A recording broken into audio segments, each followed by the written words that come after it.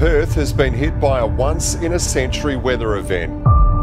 The extreme heat is gripping other parts of the country, with Sydney today breaking its hottest summer on record. 17 records tumbled. Perth also set a cold weather record. Yesterday was the coolest February day since records began. Never seen it ever like this before. South Australia has been rattled by yet another earthquake. It follows two other tremors of similar magnitude.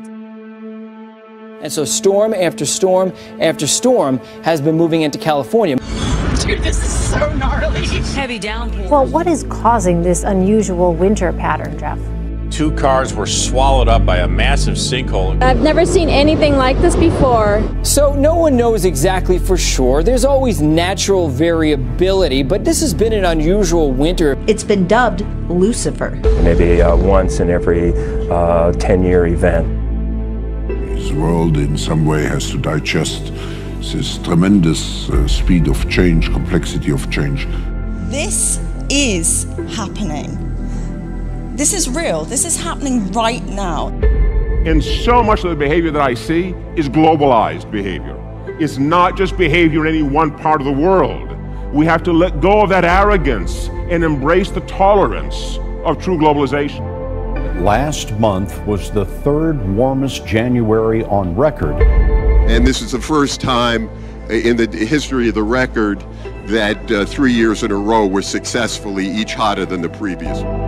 The USGS says the 2016 El Nino generated the highest sea levels and the largest wave energy they've ever recorded. Coastal erosion is at historic levels. Sea level rise is accelerating. It's going to accelerate even faster than it already has. It doesn't look anything like it has in the past, but this is very unusual.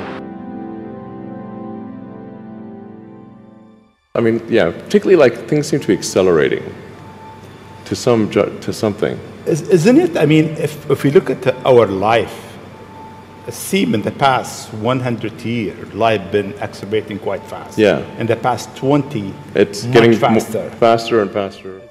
Pakistan has faced attacks 4 days in a row this past week. A provocative move from North Korea overnight. This comes after South Korea said the North fired a projectile into the water near Japan. But from around 2011, we have seen a spike in the numbers of deadly conflicts. Police brutality has once again created waves of unrest in France. The rise of uncertainty, we see it in the US, we see it in Brexit, we see it around the world.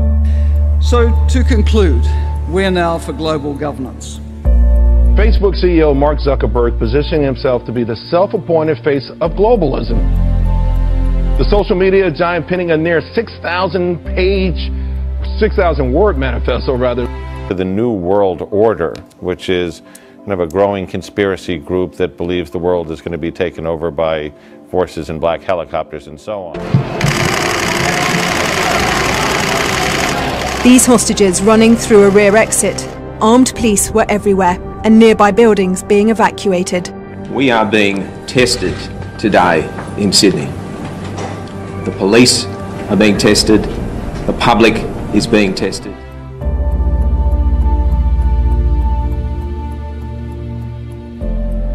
Mark Zuckerberg is taking it upon himself to more or less say, hey, listen, we need a one world, sort of a one world situation. It's no longer the case where a country can secure their things and leave other countries vulnerable.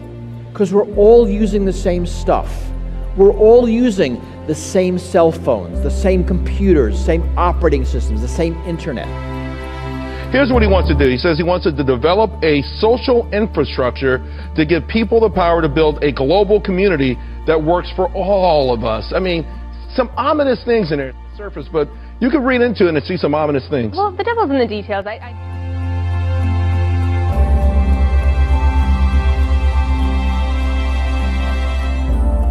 But technology is ubiquitous, and the pace of change is so rapid. Myself having been trained as a computer scientist in the 90s, everybody knew AI didn't work. It's not like, people tried it, they tried neural nets, none of them worked out.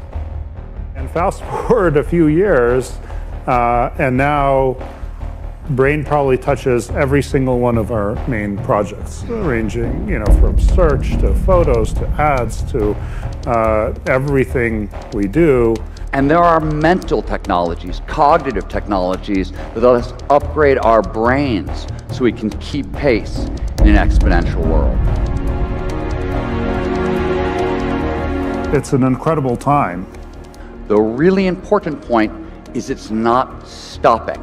9 years from today, the average $1,000 laptop is going to have the same computing power as the human brain. Now, it might seem weird just to sort of connect technology and neuroscience. If we understand the algorithms of the brain, can we think about running that on hardware, other hardware that we have, silicon hardware? And this is a quiet revolution that's happening right now.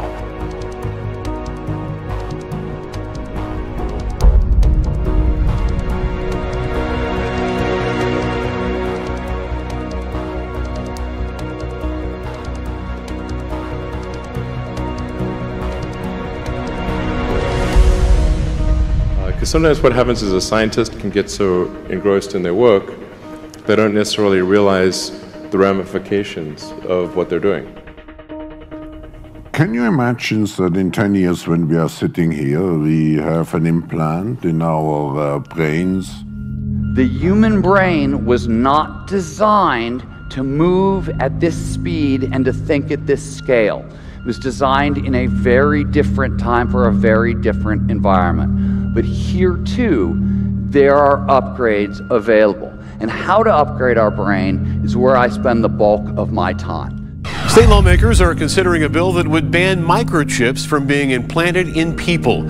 Similar microchips are currently used to track merchandise, find lost pets, and make credit card purchases. The world's leaders are getting together talking about this. Klaus Schwab, the CEO of Davos, he called the time we're living in the fourth industrial revolution. He said there's never been a time of greater promise or greater peril.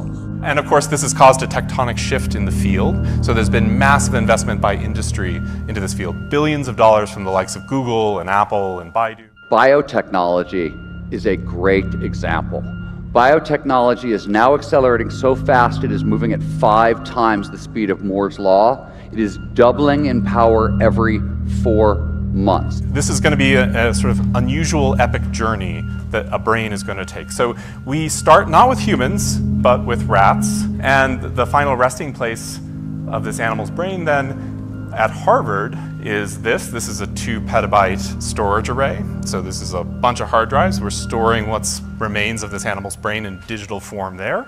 Now, Republican State Senator Becky Harris is worried they could someday end up in humans. And we upload that animal's brain to the cloud. This idea of brain uploading is sort of captured a little bit of the sort of popular imagination. So, Time and Focus and the magazines have started to sort of latch onto this issue. What if we could upload our brain? Maybe that's a path to immortality. The ACLU says there is no urgent need to protect humans, but they agree the technology would violate privacy rights and raise serious concerns. State senators like Nathan Dahm question Real ID's intentions. So does that mean that our personal information, biometric data, can be shared indirectly with the federal government?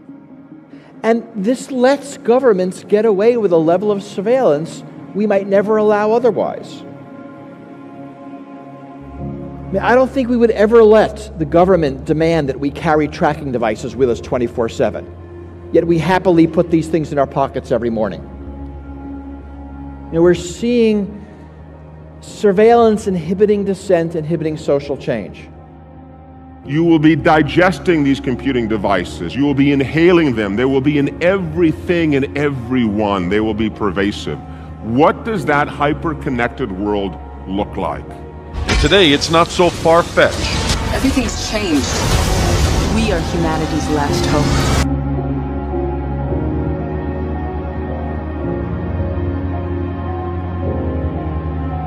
Community that works for all of us. This goes beyond business. He's saying a world where, there's it sounds like a borderless world.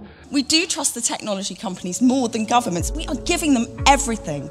We're giving them all our data, all our information. Do we want to live in a world where we can be prejudged, where we walk into a store, we're recognized by facial recognition?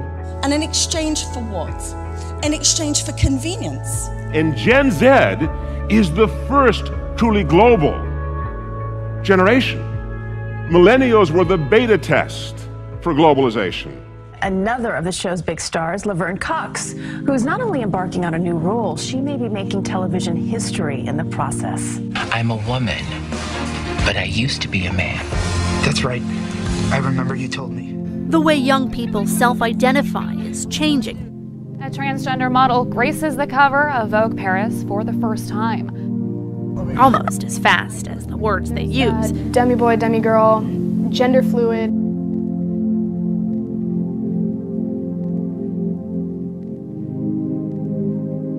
So our world has changed and people are being more loving and accepting. Are you still comfortable with me representing you?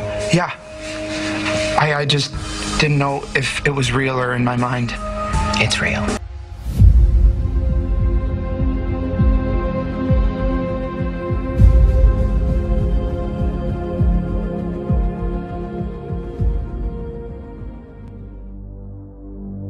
We are in an unprecedented period of change. It is a critical time for humanity. AI, robotics, networks, sensors, nanotechnology, etc. are the most potent technologies the world has ever seen. Has been very profound and definitely surprised me. But these are the first steps. This is what the first steps look like. And we are living in the golden age of surveillance because this data is collected about us all the time. Final point. While effective global governance in the peace and security realm, I think, is struggling. 3 more galactic events sure to have eyes on the skies again. Well, dozens of dead owls have been reported along Interstate 84. It sort of almost looks like they fell from the sky. A mysterious explosion sound heard. I mean, it was boom, and there was like a little bit of a rumble after that. It was so bad it blew a clock off my wall. This may be something we may never get an answer to. All of which is science fact, not fiction. In our physical world, with all of its richness and complexity. It's tempting to think of human intelligence as a layer built on top of more primitive cognitive structures, and that we might be able to build something akin to that layer and bypass the messy embodiment that characterizes organic life. A 2010 study by researchers at Stanford University discovered radically more complexity within individual brain synapses than had previously been suspected. In fact, they estimated that a single healthy adult human brain has more switches than all the computers and all the routers and all the internet connections on Earth combined. Just let that sink in for a second. All he says is the old order of things, that the gravitational forces, the laws of entropy, and all of these things that are the natural forces of our world are no longer the governing rules. That's why when people worship the laws of nature and they talk about Mother Nature, that pure and grasp how the universe works. And the deeper you want to go to probe the microscopic realm, the bigger the machine that you need. And of course, I think as many of you are familiar, the state of the art of this is right here.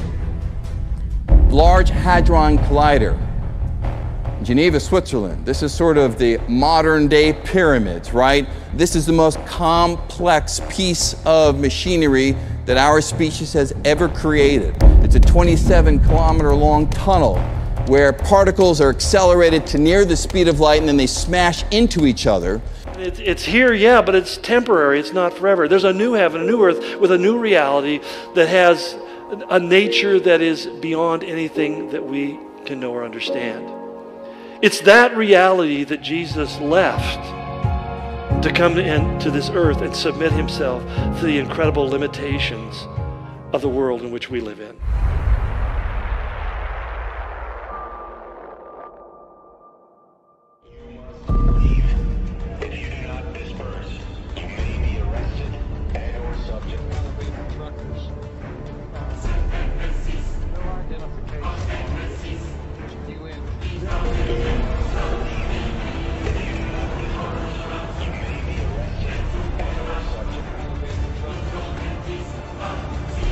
De jouer dans une mauvaise fiction.